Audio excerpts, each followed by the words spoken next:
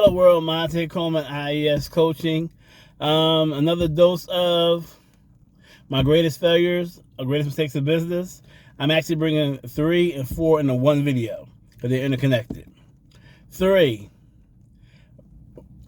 not having established lines between customers, business partners, people you're contracted with, and friendships.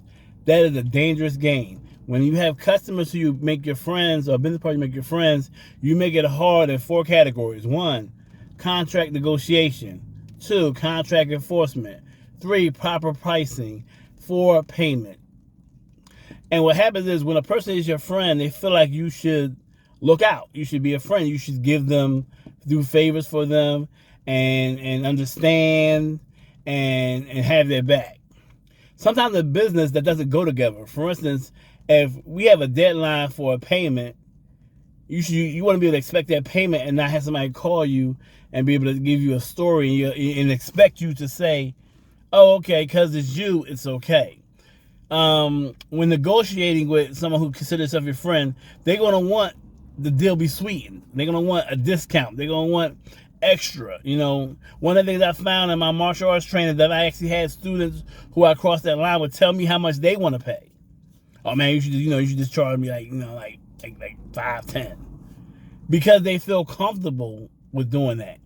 And that was my era. That's a great mistake, because it allowed them to levy or you use for leverage our friendship against me as a businessman.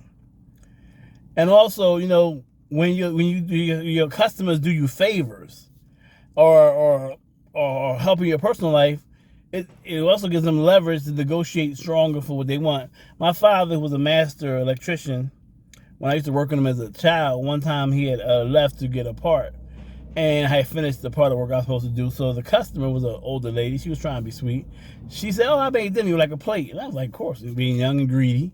I said, "Yes." And my father came back. He didn't say nothing right then and there. We finished the work. We got paid. We left. In the car, he chewed me out. He said, "Don't you ever let a customer feed you when we're there to do professional work."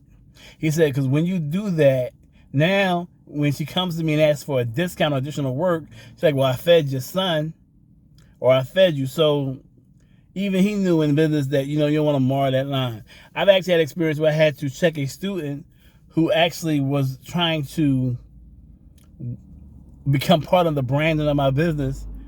And it became sticky because on a personal level, he's done a lot of favors for me. Great friend. But as a student, he wasn't qualified to be who he wanted to be. He didn't have the skill, the knowledge, or even the information to claim what he wanted to claim. But what happened was that tension between friendship and professionalism made things hard. Also, I had another student who done a lot of big favors for me.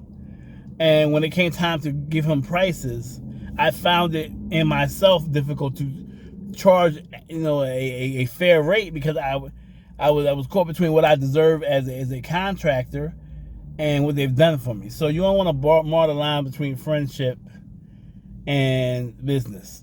You definitely want to separate the two.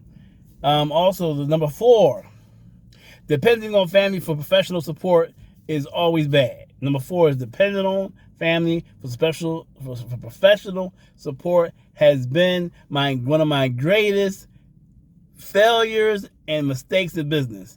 Family will not support you except for one situation.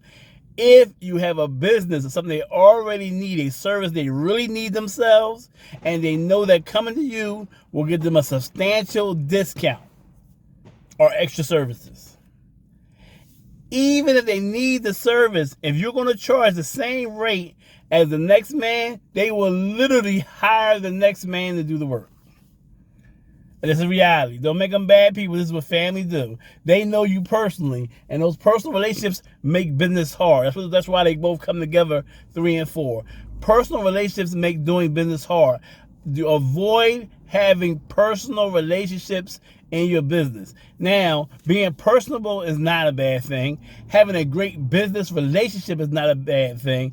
But personable, drinking together, partying together, loaning money, borrowing money, going to family events, watching the children and watching your children, hanging out outside of professional gatherings. It is bad because it affects you in 4 ways: contract negotiation, contract enforcement, deadlines and payments, and understanding boundaries. When you embrace someone as a friend or do business with your family, the boundaries get marred and destroyed. So take it my advice. Do not mix personal and professional. Make a separation. And as a last piece of advice, if you must do business with a friend and you must do business with a family member, these 2 people, establish firm professional boundaries from the rip. Let them know this has nothing to do with our personal relationship. If you ask me to do business, I'm approaching you as a businessman, and I expect you to approach me as a customer, not as friends, not as family, or we cannot do business. And if you detect for a second that business will mar your personal relationship with these people, let them take their money elsewhere. It's better for you. It's better for them.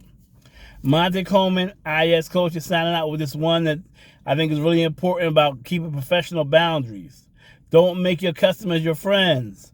Don't make the business partners your friends. Don't make the people your contractor your friends. Don't make the people you're contracted with your friends. And when you do business, don't rely on family to do business with you. And try your best. If you have to do business with family, keep it professional. Monte Coleman, IS Coaching, signing out. Have a good day.